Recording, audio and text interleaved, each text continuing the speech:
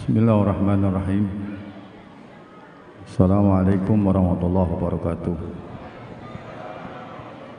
Alhamdulillah, wassalatu wassalamu ala rasulillah Sayyidina Muhammad ibn Abdullah wa ala alihi wa sahbihi mawala. La hawla wa la quwata illa billah, amma ba'd. Para kiai, para ulama, para jamaah sekalian, semua yang dimuliakan oleh Allah Subhanahu wa ta'ala. Yang pertama, salawat serta salam kita tujukan kepada pertama-tama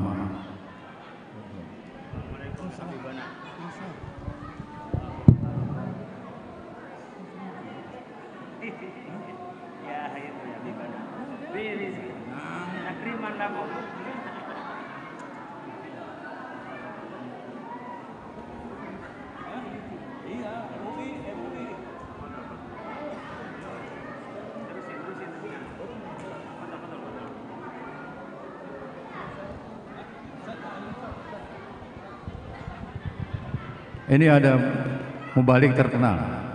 Beliau sering di TV beliau. Namanya, nama lupa saya nama beliau. Kiai Holil Nafis ini. Jadi Bapak udah sering lihat saya karena sudah puluhan tahun di sini. Kemudian beliau belum pernah. Jadi saya memahami itu, maklumi ya. Jadi nggak lama-lama saya. Jadi Fatihah pertama-tama puji syukur kepada Allah. Dua salawat serta salam kita tujukan kepada baginda Nabi kita Muhammad SAW. Supaya ada bekas kita kumpul di sini, kita baca Fatihah dulu ya, buat jamaah atau pengurus, masuk orang tua saya yang pernah ngajar di sini, Sayyidil Walid, Habib Jamalul Lail, kemudian Bapak Haji Enteng, Bapak Miskat, Pak Dahlan, kemudian Ustaz Fatullah, ya, semuanya ada. Bapak niatin semua yang pernah berjasa di masjid ini, ya kita mohon Allah Ta'ala ampunkan dosa-dosa mereka, terima amal ibadah mereka, Allah Ta'ala masukkan ke dalam surga Allah Subhanahu wa Ta'ala. Nah. Tolong pinjam handphone.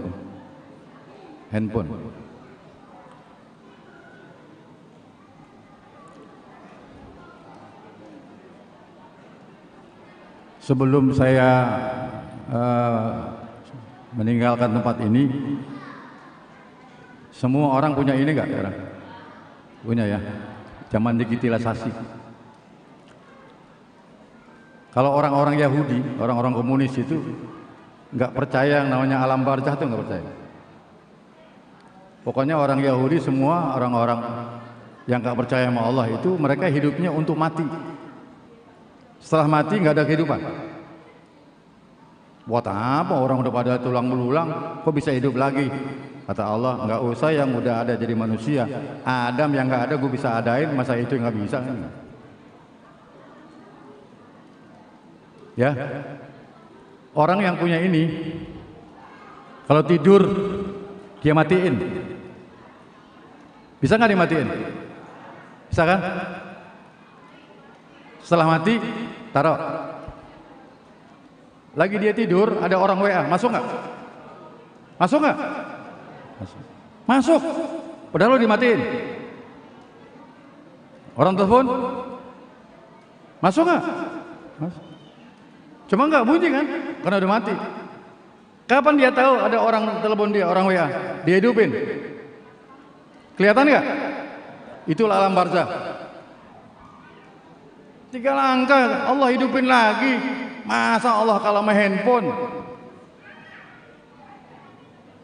Makanya tetap ada kayak Holil. Tetap saya pesan saya, karena umur saya udah 71, ya kalau nggak ada umur tetap jangan berubah. Ahli sunnah wal jamaah, pegang. Jangan yang lain. Yang lain tuh kalau mati kayak kedebongan pisang, nggak dibacain yasin, ya kan begitu. Nggak ada maulid, nggak ada zikir, nggak ada begitu.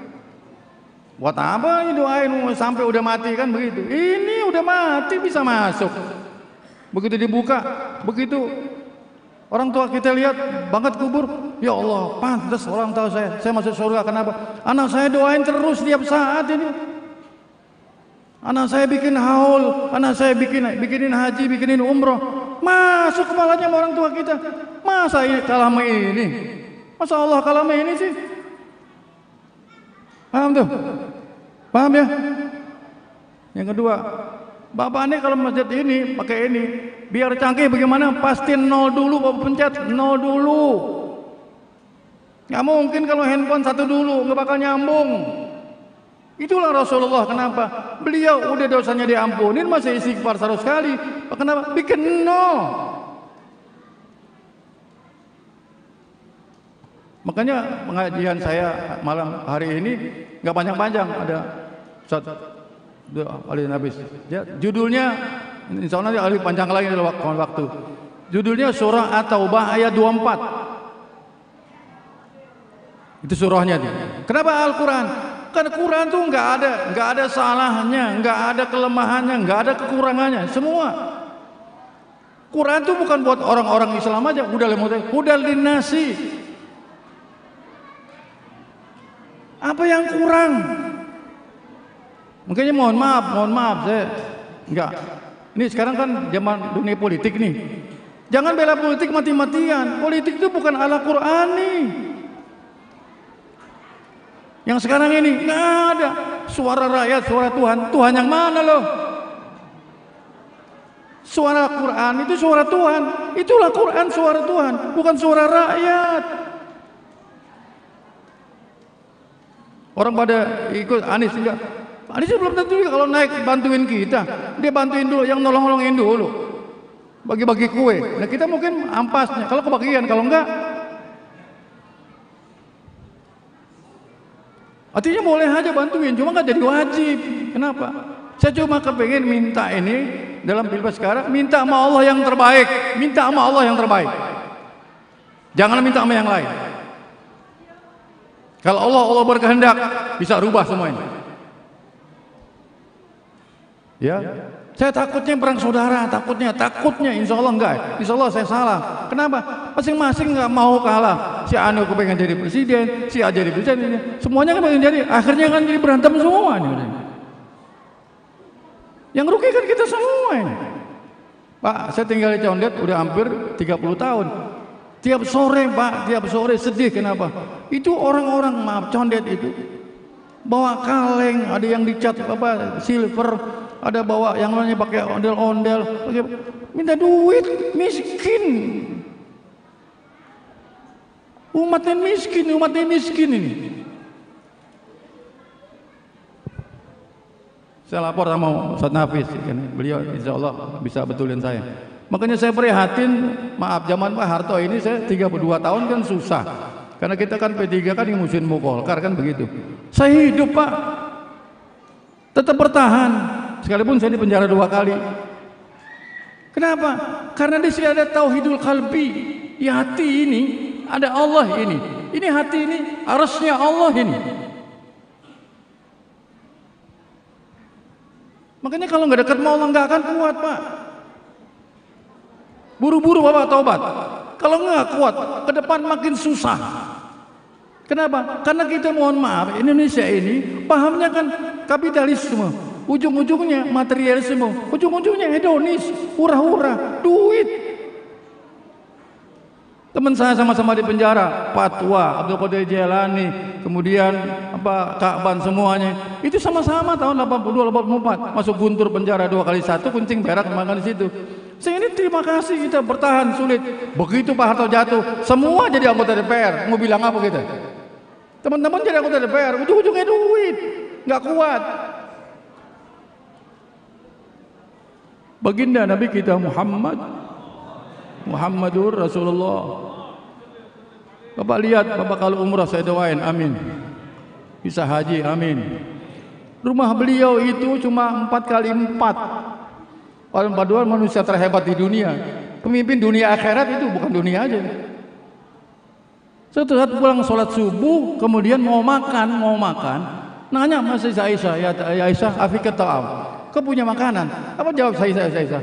Ya Rasulullah, lam yujad ta'amun qat. Kalau pakai qat berarti nggak ada makanan sama sekali. Rasul bilang, asum liyawm li ta'ala, aku puasa hari ini. Makanya puasa sunnah, kalau lupa kita niat malam, kemudian habis subuh belum makan, kita niat sah puasanya. Artinya Rasulullah setingkat beliau nggak punya makanan. Bayangkan baginda Nabi kita Muhammad, ya, jadi itu saya kepingin sedih, artinya ya beliau insya Allah sama mas saya. Maksud saya begini, kiai jadi kiai aja lah, jangan kepengen macam-macam. Jangan kiai juga kepengen jadi politisi juga. Jadi bingung ini, umat jadi bingung begitu kan begitu. Memang kiai berat Pak, berat. Apalagi maaf, ya udah jadi anggota DPR digaji puluhan juta. Jadi khatib ya di Al-Azhar, ya tipis. Jujur aja kadang-kadang kita sakit duitnya nggak datang. Emang begitu kondisinya. Makanya mesti banyak-banyak sama Allah ya. Kalau kita udah kuat di hati, ada tauhidul mukhlasin, kita ikhlasin sama Allah. Kalau nggak ikhlas juga kok nggak terima. Kalau dia ikhlas, cinta nggak sama Allah.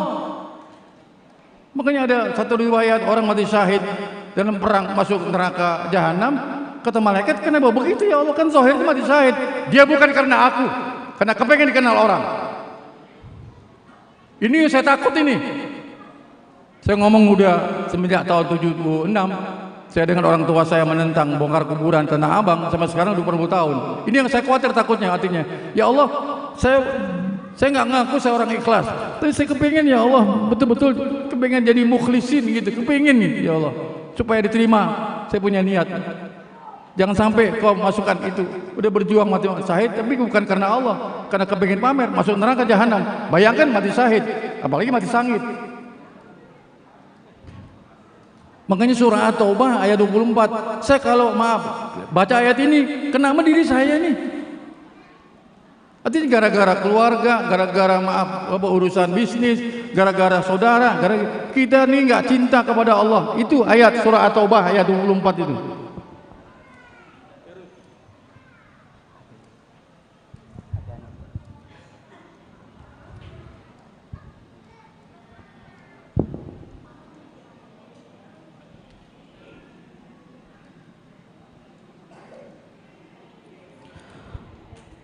أعوذ بالله من الشيطان الرجيم. بسم الله الرحمن الرحيم.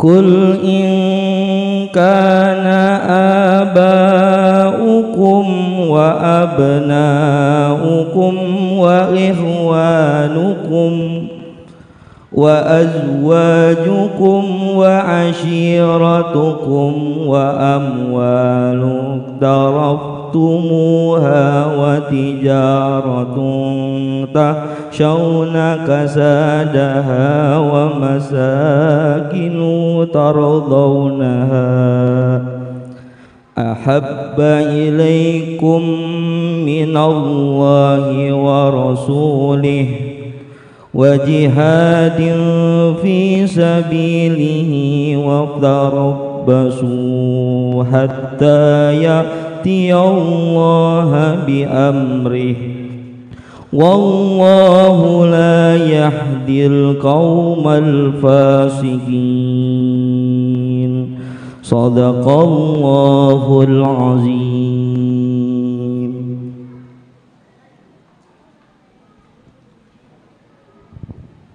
Bapak pulang baca ayat ini, buka, jangan baca koran dulu ya.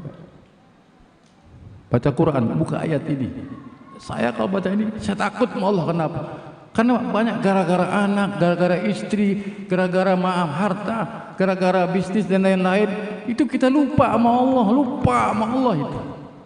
Ini yang sekarang terjadi. Insya Allah saya nggak demikian gitu, karena saya udah berani tinggalkan semua kan begitu.